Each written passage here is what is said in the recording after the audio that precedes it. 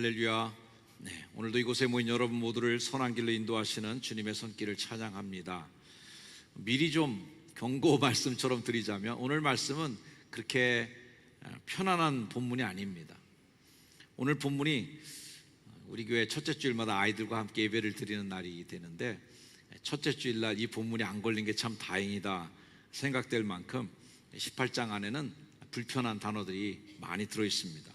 근친상간, 생리 중 여성에 대한 규칙, 자녀를 인신의 제사로 드리는 몰록 숭배, 동성애, 동물들과 관계하는 수간에 대한 금지까지 굉장히 험한 단어들이 많이 있습니다.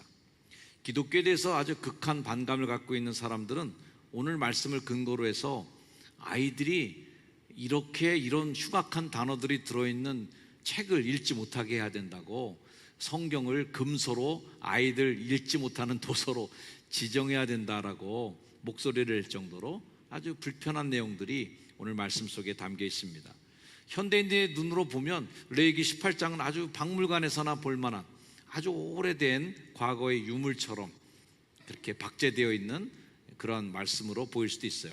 왜냐하면 이 현대사회에는 개인의 자유, 개인의 선택, 그리고 개인의 취향, 이 모든 것들, 개인적인 것을 굉장히 존중하고 그거 가치를 보호해 줘야 되는 세상 속에 살고 있기 때문에 그런 것들에 대해서 뭔가 치고 들어가고 하지 마라고 이야기하는 것 자체가 굉장히 심각한 개인의 자유를 침해하는 말씀이기 때문에 그렇습니다. 하지만 이런 시선으로만 이 18장을 보게 된다면 하나님의 의도를 오해하게 될 수밖에 없어요. 마치 어느 목적지를 찾아가는데 GPS 떼버리고 내비게이션을 치는 것과 똑같은 실수를 범하게 되는 겁니다. 방향을 못 잡는데 어떻게 목적지에 갈 수 있겠어요? 그러니 이 성경이 전체가 어떤 목적지를 향하여 가는 중인데 이 18장을 다 지워버리고 이런 건 좀 안 돼라고 하면서 꺼버리고 그러고선 목적지로 갈 수는 없는 거죠. 우리가 먼저 인정해야 될 것은 뭐냐면 하나님은 금욕주의자가 아니라는 걸 우리가 인정해야 됩니다.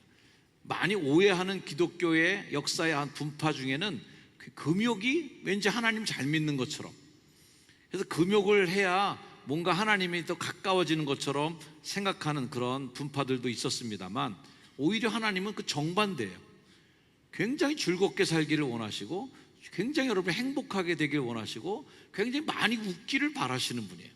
그래서 여러분의 얼굴이 맨날 죽어갖고 말이죠, 교회 다니면서 맨날 어이구 그러면서 한숨 푹푹 쉬고 이 고달픈 세상을 사는, 이러면서 살기를 하나님이 절대 바라시지 않습니다. 굉장히 하나님은 유머러스 하신 분이고 행복을 원하시는 분이에요. 인간을 남자와 여자로 만드신 하나님은 성이 가져다주는 행복도 거기에 담아서 선물로 주셨어요. 그걸 빼고 주시지 않았다는 거죠. 남자와 여자를 만드실 때 그 남자와 여자가 함께 누릴 수 있는 가장 행복한 선물도 거기에 같이 주셨어요. 아가서에 나오는 그 숱한 남과 여의 사랑이 주는 예찬을 보면 그 모든 것이 참 증거예요. 얼마나 거기에 가득 차 있는 사랑의 찬가가 있습니까? 하나님의 말씀은 우리를 이제 편안하게만 좋은 게 좋은 거야 하고 인도하지는 않아요. 때로는 단호하게 꾸짖기도 하고 때로는 단호하게 하지 말라고 제안하기도 하는데, 그렇게 이 레위기 18장은 현대를 살아가는 우리들에게는 좀 도전적이고 좀 불편함을 주는 말씀이 있다라는 것, 우리가 먼저 전제를 하고 들어갑니다. 레위기를 저도 강의해 나가면서 저 나름대로 고민도 많아요. 이 레위기서를 어디까지 문자적으로 내가 받아들이고 그 설교해야 될까? 레위기에서 의미를 도출해서 그 의미를 지금 적용하려면 어디까지가 그 본문이 주는 그 단어들, 그리고 어떤 문자적인 그 해석들을 어디까지 해야 되고, 2025년도 지금 우리가 이 레위기를 지키려고 하면은 어디까지 지켜야 되는 건지 말이죠. 예배 때마다 소를 잡아야 되나 양을 잡아야 되나, 그건 또 의미로 가르치고, 어떤 거는 또 문자적으로 이렇게 해야 된다라고 얘기하고, 저 자신조차도 그 기준이 분명하지 않게 되면 이 해석이 너무 많은 문제를 일으키는 것이죠. 하지만 우리가 잊지 말아야 될 것은 이 말씀은 늘 삶의 현장 자리에서 해석하는 것이다 하는 것은 우리가 분명히 기억해야 될 줄 압니다. 제 아버님은 목회하시면서 자살하신 분은 장례가 부탁이 와도 장례 치러주지 않으셨습니다. 그 당시 목사님들의 어떤 신학적인 시선, 사회적인 어떤 그 딱 각으로 보면 자살하신 분들은 왠지 그 죄 짓는 거예요. 죄 지은 거예요. 자기 몸, 자기 생명을 죽인 어떤 그 살해 행위 정도로 이렇게 그때 당시에는 봤기 때문에 절대로 그거 이렇게 받아들이지 않으셨던 거죠. 저희 아버님은. 그래서 장례를 치러주지 않으셨어요. 요즘에는 어때요? 요즘에는 교회가 자살자들 뭐 배려해야 된다 그러고 자살자 그 가족들 뭔가 뭐 하는 그런 프로그램도 엄청나게 많고 말이죠. 그 자살자들을 위해서 뭐 밤길 걷기 하면서 교회가 크게 막 운동도 일으키고 이런 일들이 굉장히 많이 있습니다. 그러니까 이제는 자살이라고 하는 그 부분을 그냥 뭐 금기시로 해서 막 죄인으로만 보는 게 아니라 어떻게 하면 하라는 권장은 절대 아니지만 그분의 애환 그리고 자살자들을 어떻게 하면 막아낼 것인가 이런 배려된 행위들이 많이 생긴 거죠. 또 저희 아버님 목회하실 때는요, 그 이혼하고 재혼하는 가정은 줄에 앉아주셨습니다. 그러니까 그것 부분도 성경에 하지 말라고 이런 것들을 저희 아버님 지키셨을 거라 생각해요. 그래서 그때 당시에 그 목사님들의 어떤 신학적인 기준에 있어서는 그 이혼하고 다시 재혼하는 가정에 대한 주례를 이제 안 해주셨던 거죠. 요즘엔 어떨까요? 요즘에 교회에서 비록 성경에 이혼하지 말라는 말씀이 있긴 있지만 이거를 설교의 온통 주제로 삼아갖고 여기서 막 강조하고 제가 여기서 외치는 설교는 제가 한 번도 해본 적도 없고, 만약 그런 교회가 있다면 어떻게 받아들이실 거예요? 굉장히 받아들이기 어려울 거예요. 그러니 이런 기준들이 조금씩 변화되어 가고 움직여지는 부분에 대해서 어떻게 받아들여야 되는가? 지금 우리가 절대 하지 말아야 돼, 지금 우리가 안 돼라고 얘기하는 그것들이 30년 후에 또 제 아들의 목회 시절에는 어떤 또 규율로 적용되고 있을까 하는 그 부분들도 좀 고민이 되는 부분이 아닐 수가 없습니다. 일부 기독교인들은 성경을 문자 그대로 지켜야 된다 하면서 문자적 대입을 주장하기도 하죠. 그렇게 문자적 대입을 딱 하자는 분들을 보면 믿음이 좋은 것 같아. 1.1획도 변함이 없다는데 그대로 해라는데 얼마나 믿음이 좋은 거예요. 하지만 저도 그러고 싶어요. 문자적으로, 아주 기계적으로 딱 A 플러스 B는 C입니다. 그럼 끝. 더 이상 다른 얘기 하지 마세요. 이거 법이야. 이거 그냥 문자로 딱 돼 있어 라고 하는 거죠. 예수님은 요한복음 8장에 보면 현장에서 가나마다 붙잡혀온 여인을 만납니다.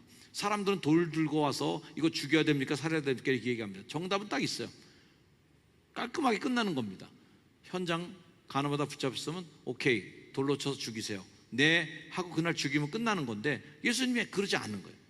땅에다 뭔가를 끄적이 쓰시면서 계속 뭔가 기다리십니다. 망설이신. 제가 이 본문을 갖고 설교한 적도 있었습니다. 그때 설교의 제목이 사랑하면 망설인다는 거였어요. 여러분, 자녀가 뭐 손버릇이 나쁘다거나 어렸을 때 그런 것도 경험하셨잖아요. 손버릇이 나쁘거나 거짓말했다든지 뭔가 잘못했을 때 즉각적으로 보자마자 야 일로 와, 너 도둑질했지, 너 손댔지, 일로 와. 그래서 즉결 처분을 내리고 거기서 막 난리 이렇게 잘 안 합니다.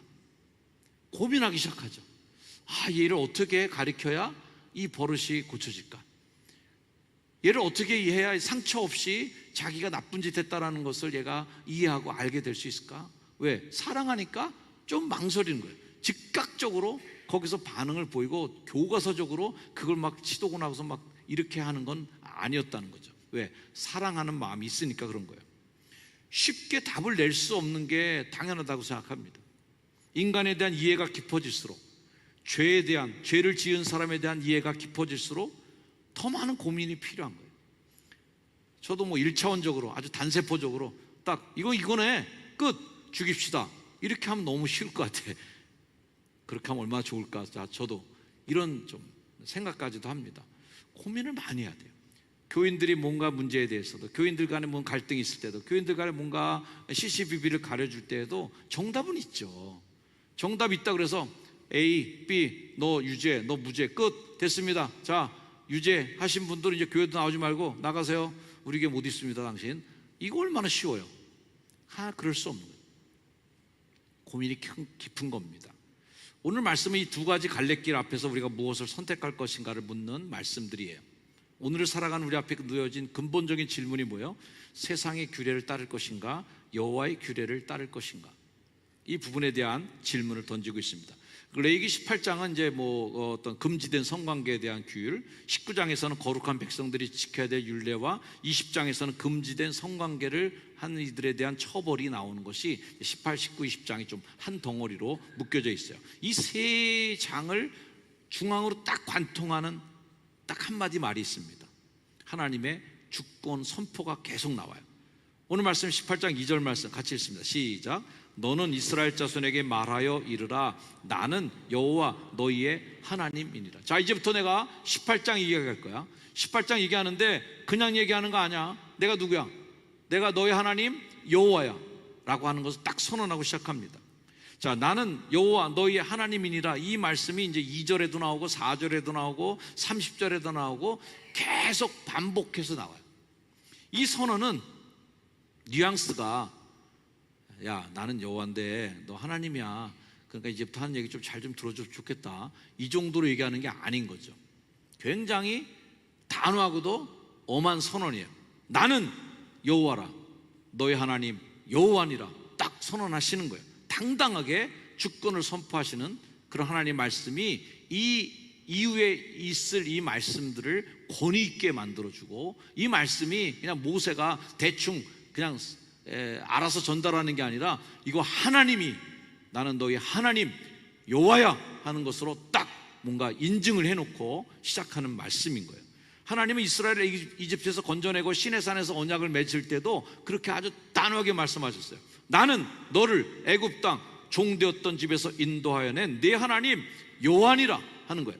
나는 너를 인도하여 낸 너의 하나님 여호와야 하는 것으로 딱 못을 받고 도장 찍고 그 다음에 십계명도 선포하시고 언약을 선포하신 거죠. 자, 하나님께서는 2절 말씀에 나는 너의 하나님 여호와, 나는 여호와 너의 하나님이니라 하는 것을 선언하시고 나서 이스라엘이 감당해야 될, 이스라엘의 그 백성들이 해야 될 소명을 주십니다. 내가 너를 구원한 내가 절대자 유일신 하나님이니까 내가 하는 말 이 기준으로 너는 내 백성답게 좀 살아 하는 것을 말씀해 줘요. 거룩한 삶으로 우리가 부름받았는데 이 거룩한 삶은 구원받은 백성이 당연히 살아가야 할 결과물들이에요.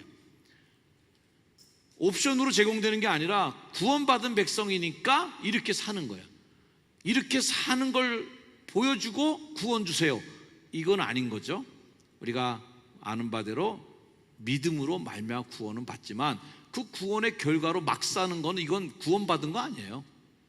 뭐 믿음이냐 뭐 행위냐 뭐 이런 거 갖고 논쟁을 많이 하는데, 행위가 삐뚤으면요 구원받은 것도 아니라고 저는 생각합니다. 왜? 구원받은 그 감격 갖고 그따위로 살아요? 구원받은 그 감동과 하나님에 대한 빚진 마음으로 그런 식으로 살아요? 그건 저는 구원이 정말 의심스러운 거죠. 에베소서에서 이런 말씀을 합니다. 같이 읽어볼게요. 시작. 너희는 유혹의 욕심을 따라 썩어져가는 구습을 따르는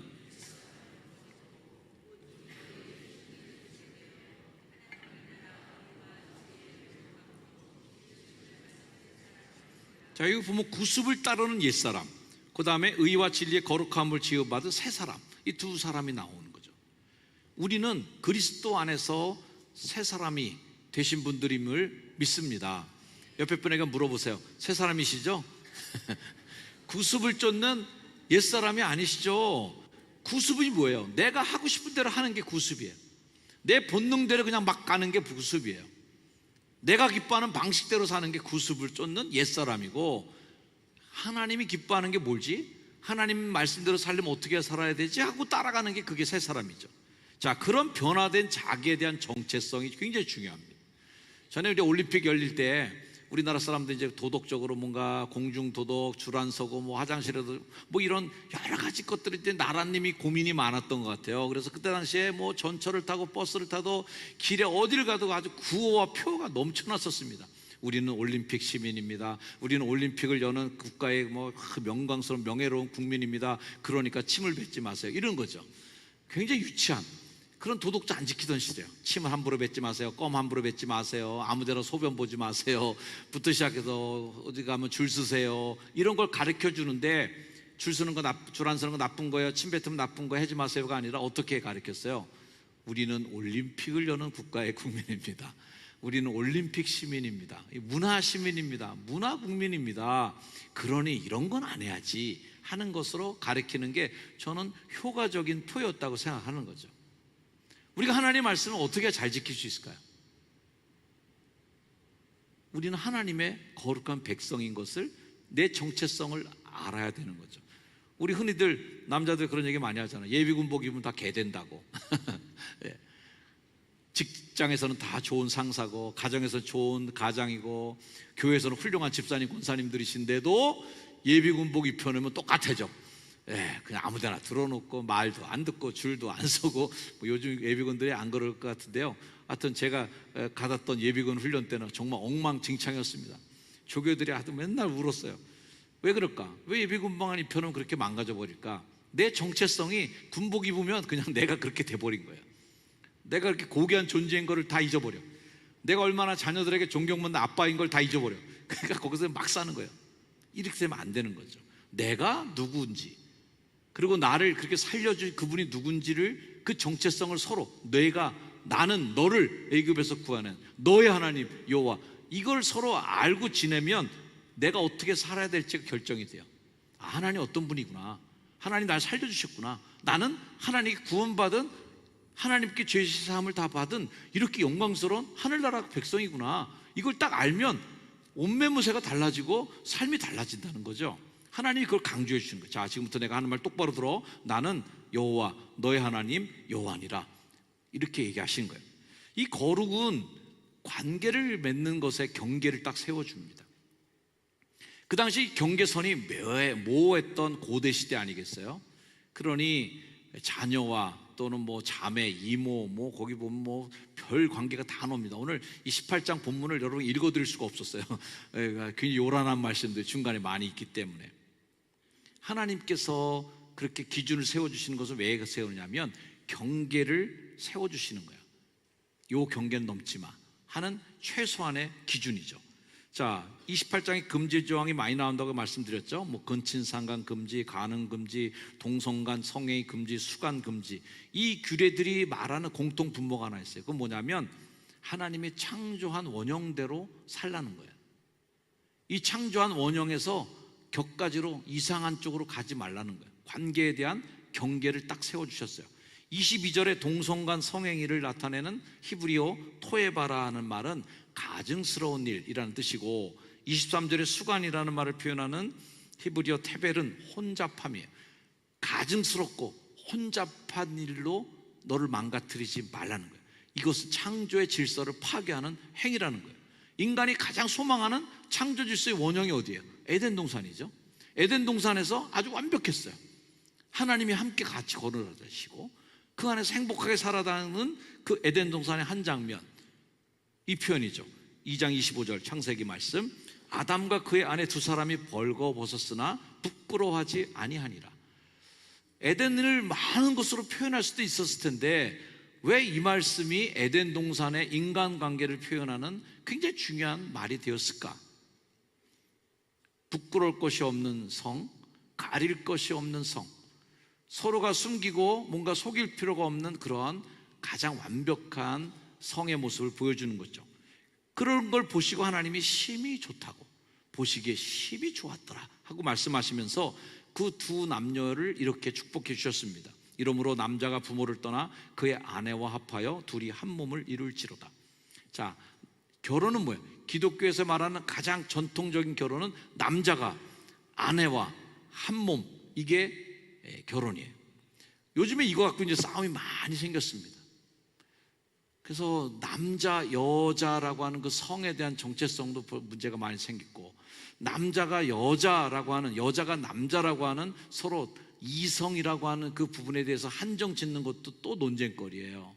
그래서 그냥 한 사람이 한 사람을 좋아해서 결혼하는 거, 이게 결혼, 뭐 이런 식으로 이제 애매하게 가기 시작해서 뭐 미국에서는 교단도 갈라지기도 하고 뭐 굉장한 큰 분열이 나오기도 하고 어마어마한 문제들이 많이 닥쳐오고 있습니다. 저는 하나님의 창조 섭리를 기준으로 본다면 하나님께서 인간에게 이렇게 복 주시고 남자와 여자를 만드시고 생육하고 번성하고 땅에 충만하라, 이 생육하고 번성하는 것, 물론 결혼의 목적이 아이를 낳고 아이를 뭐 수적으로 생산해내는 것만이 그 가정의 아주 모든 것은 아니에요. 그것은 아니지만, 그러나 하나님이 창조를 통해서 바라고 계신 것은, 암수를 만드신 이유는 생육하고 번성하기를 바라시는 거거든요. 근데 남자와 남자는 이게 안 되고 여자와 여자도 그게 안 돼요. 그러니 하나님께서 창조하신 섭리 그대로 지켜나가는 것이 어쨌든 성경적인 우리들의 관점이죠. 이집트 가나안 땅이 본받지 말라고 오늘 나와요. 이집트는 어떤 나라냐면 신이 80개나 됐어요. 그래서 여러분이 10가지 재앙 보시는데 뭐 이도 나오고 개구리도 나오고 뭐 여러 가지 나오는데 이게 다 신이에요. 이집트의 신들을 얘기하죠. 그 신들은 다 인간의 폭력 그리고 힘에 의한 탐욕의 현현으로 만들어진 신들이었습니다. 그 중에 일부 신들은 아주 단순한 성적인 탐욕을 추구하게 만드는 신들이 또 있었습니다. 이집트의 문화는 아주 음란했고요. 이집트 왕가 파라오의 가문은 근친상간, 형제간의 친형제들끼리도 막 신자매끼리로 결혼하는 이런 근친상간으로 아주 알려진 바가 아주 그런 왕가였습니다. 가나안 땅은 어떠냐면, 가나안은 동성애와 수간이 아주 장려하듯이 유행하던 것이 가나안의 문화였습니다. 특별히 가나안의 사원들, 그냥 잡신을 섬기고 있었던 사원들에는 남성 매춘부, 여성 매춘부가 다 동시에 다 거기 사원에서 길러지고 있었고요. 땅의 풍요를 기원하는 제사를 드릴 때에 그런 성행위를 통해서 땅에 풍요가 온다라고 믿었습니다. 우리가 아는 바알신은 남성신이고 폭풍, 비, 그리고 이런 바람을 불러오는 신의 통칭입니다. 우리가 잘 아는 아세라신은 여성신으로 대표되고 있고요. 다산, 생명 이런 것들을 상징해요. 그래서 땅에서 뭐가 많이 나와야 되고 하늘에서 비가 내려야 되고 바람도 불면서 뭔가 풍요로운 뭔가 문화가 막 일어나기를 바라는 마음으로 남자신 바알신, 여자신 아세라신을 섬기고, 가뭄이 들고 뭔가 풍요를 바라고 그럴 때는 남성과 여성신이 이렇게 뭐 만나는 것을 상징하면서 풍요와 성공을 기원하는 제사가 아주 음란하게 드려진 것으로 유명합니다. 자, 이 모습을 하나님 다 알고 계세요. 이집트의 풍속도 따르지 말고 가나안의 풍속도 따라가면 안 된다는 거예요. 오늘 우리가 사는 세상도 이집트의 거대한 문화처럼, 가나안 땅의 토속 문화처럼 아주 짙게 밑에 깔려있는 그런 문화들이 팽배합니다. 영상만 좀 틀어도 보이는 것 많고, 조금만 뭔가 손길을 뻗어도 뭔가 잡히는 게 많이 있는 세상 속에서 우리가 살아가고 있습니다. 제가 뭐 고등학교, 중학교 때만 기억해봐도 아이들이 학교에 무슨 빨간 책이라고 하는 걸 갖고 왔어요. 정말 하나도 귀했던 그 시절이었어요. 그래서 그 하나 돌아다니면 선생님들이 다 알고 색출해내서 반드시 잡혔습니다. 그래서 그 본 애들 다 뭐 굉장히 야단도 맞고 매도 많이 맞고 뭐 이랬던 기억들이 제가 나거든요. 요즘에 그런 거 너무 흔합니다. 그런 거 갖고 있다고 잡히고 뭐 애들한테 매 맞고 이런 거 없습니다. 그만큼 얼마나 편만해졌는지, 얼마나 흔해졌는지 몰라요. 하나님은 그런 문화들을 아시면서 여기 따라가지 말라고 합니다. 이것과는 좀 구별되게 너희들은 살아야 된다. 이게 18장 3절 말씀이에요. 같이 한번 다시 읽습니다. 시작. 너희는 너희가 거주하던 애굽 땅의 풍속을 따르지 말며 내가 너희를 인도할 가나안 땅의 풍속과 규례도 행하지 말고. 자, 남들이 다 한다고 그냥 휩쓸려서 그냥 따라가지 말라는 거예요. 이 말씀을 딱 한마디로 요약하면 이거예요. 적당히 살지 말아라. 적당히 살지 마라. 이렇게 그리스도인으로서, 예수를 믿는 우리로서 적당히 사는 거 하지 말라는 거예요. 너희 좋고 매부 좋고, 아유 뭐 그냥 너 좋고 나 좋고, 아유 뭐 남들 다 아니까, 이런 식으로 그냥 따라가지 말라는 거예요. 이스라엘이 받은 소명은 뭐냐면 그냥 풍요, 다산, 성공, 바알과 아세라 신이 상징하는 것처럼 많이 나오고 많이 낳고 새끼들도 많이 배서 양들도 막 늘어나고, 이것만이 우리 인생의 목적으로 보지 말라는 거예요.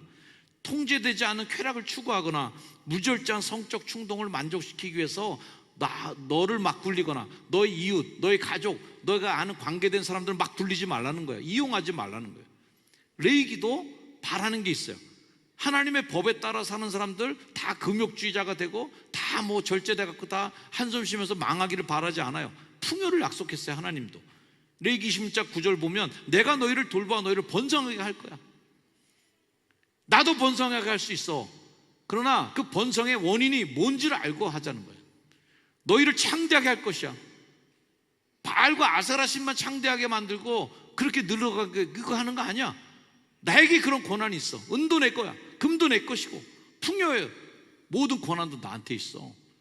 내가 너희와 함께한 내 언약을 이행하리라. 할렐루야. 하나님에게 그 힘이 있다는 거예요. 그렇게 하지 않는 하나님의 언약 백성으로서 역할을 하지 못할 때 하나님께서 충격적인 심판의 경고의 말씀을 알립니다. 25절 말씀, 그 땅도 더러워졌기 때문에 내가 그 악으로 말미암아 벌하고 그 땅도 스스로 주민을 토해내느니라. 이집트 망했어요.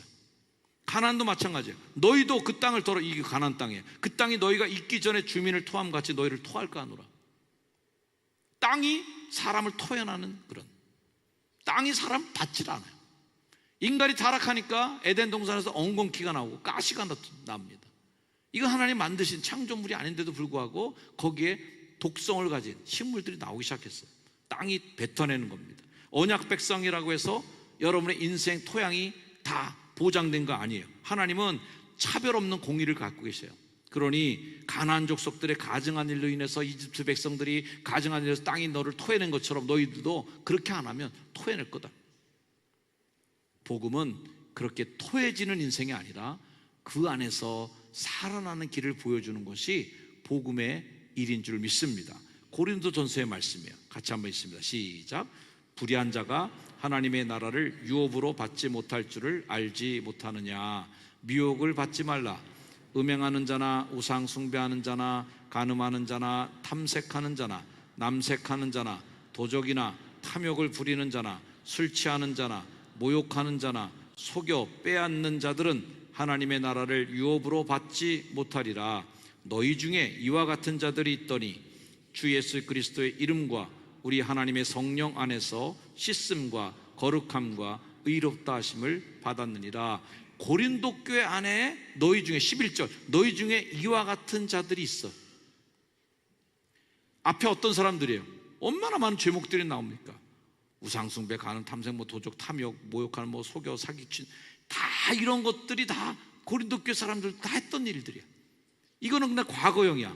너희 중에 이와 같은 자들이 있더니 있었었는데 이제는 왜요? 씻어졌어. 그리고 거룩함과 의롭다 하심을 받은 게 이게 복음의 길이고, 땅이 너를 토해내기 전에 하나님께 고침받고 나음을 받는, 이게 그리스도인들의 특권이고 우리가 누릴 영광이 될 줄 믿습니다. 너희 중에 이와 같은 자들이 있더니, 우리도 그런 사람들이었어요. 우리도 별반 다르지 않아요. 하지만 지금은 어떻게 됐을까? 씻어졌다.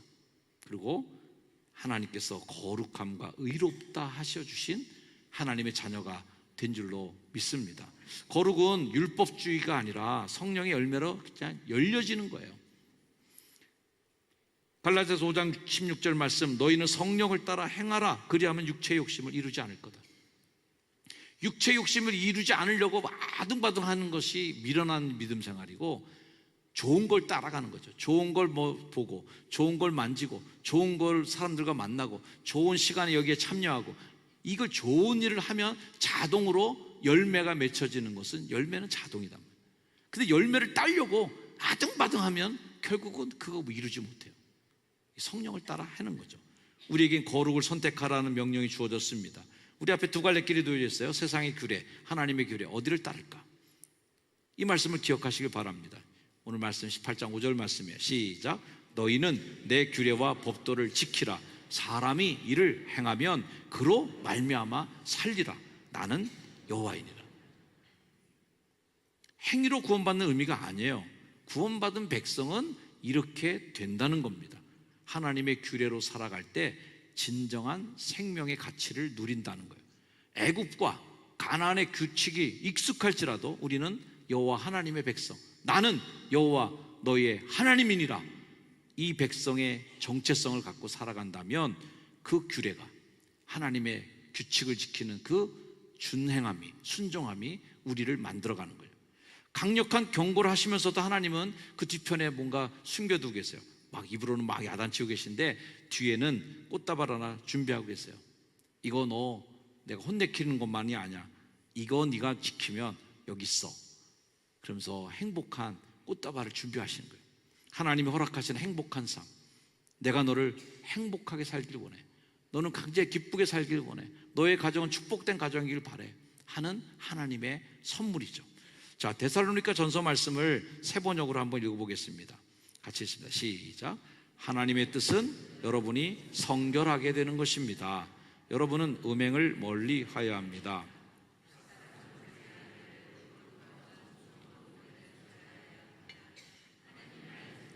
이방 사람과 같이 세욕에 빠져서는 안 됩니다.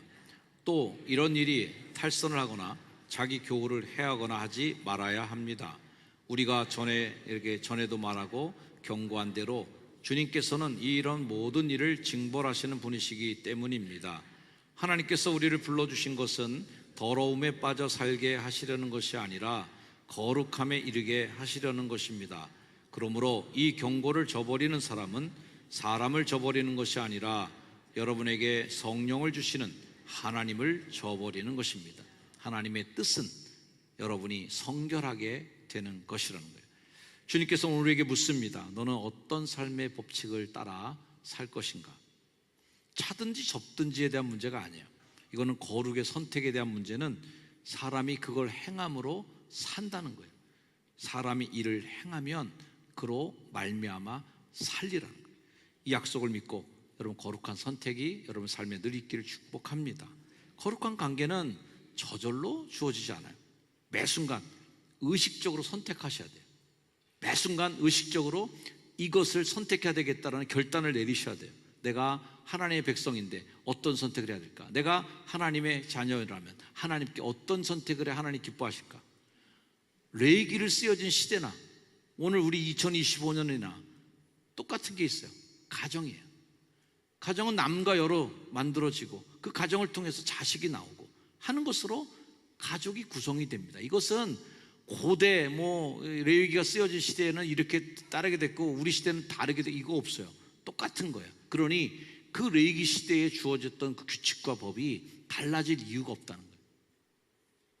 어쩌면 고대 광야 생활하던 사람들에게 주어진 그 오래된 지혜, 아주 낡은 것 같이 보였던 그 지혜의 금원들이 오늘 우리가 해결하지 못하는 많은 문제들을 해결하는 오히려 중요한 열쇠가 되지 않을까 하는 생각도 해요.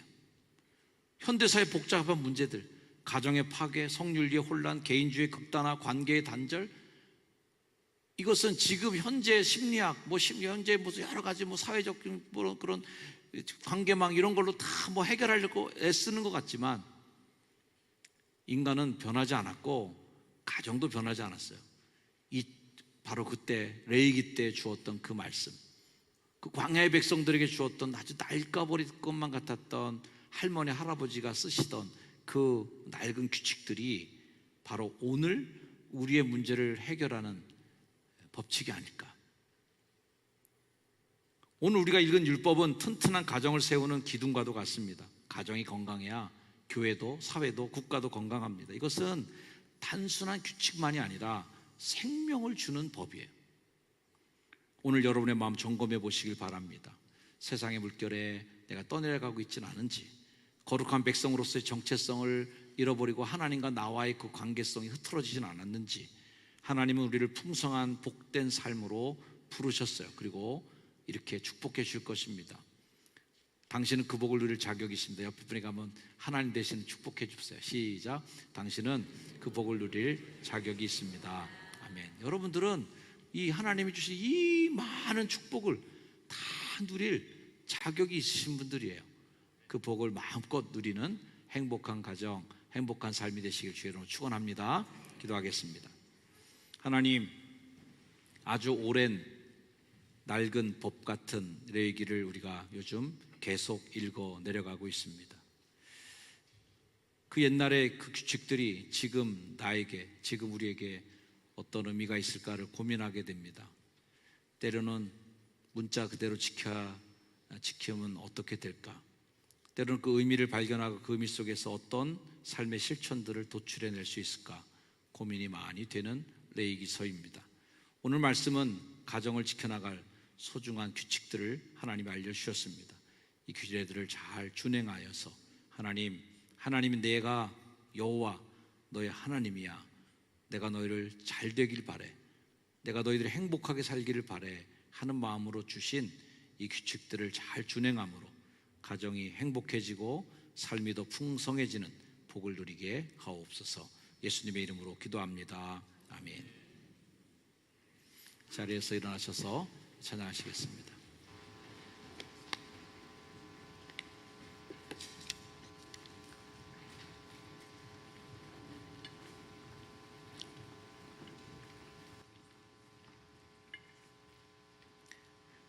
세상은 들리고 사람들은 변화해도 나는 주를 섬기리. 세상은 변하고 사람들은 변하고 믿음도 흔들리지만 하나님이 변하지 않는 기준, 하나님 우리에게 원하고 바라시는 하나님의 절대적인 기준은 변하지 않았음을 믿습니다. 오직 의인은 믿음으로 말미암아 살 줄로 믿습니다. 우리 함께 찬양하겠습니다.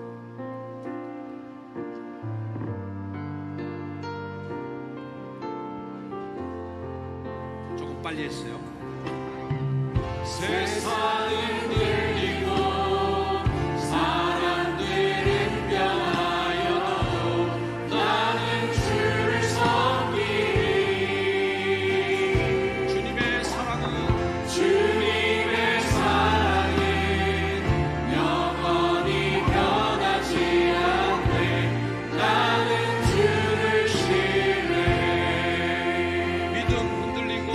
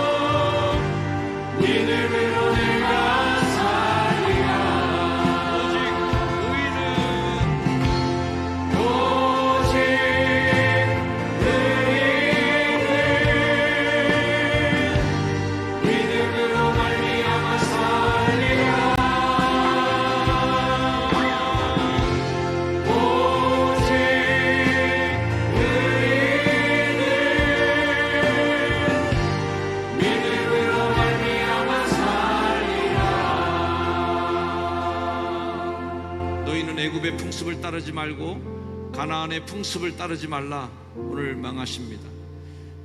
한국 사회에 흐르고 있는, 전 세계에 흐르고 있는 풍습, 문화, 현상들을 그저 무의식적으로, 감각적으로 따라가지 않게 하시고 거슬러 올라설 수 있는, 그 문화를 거슬러 올라서는 생명력 가진 그리스도인으로 살아가게 하옵소서. 세상은 들리고 사람들은 변화해도 나는 주의 기준을 믿습니다. 믿음은 들리고 사람들은 떠나도 나는 하나님의 기준을 믿습니다.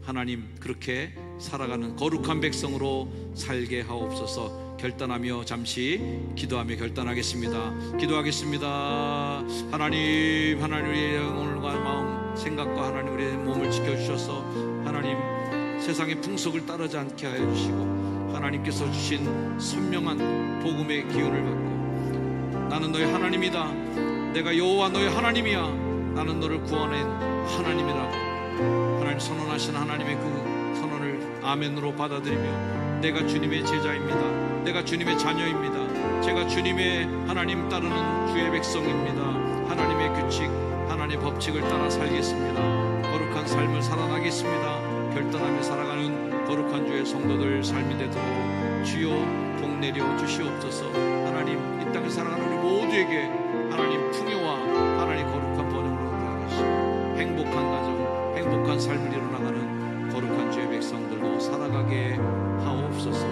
우리 주 예수 그리스도 이름으로 기도드렸사옵나이다. 아멘.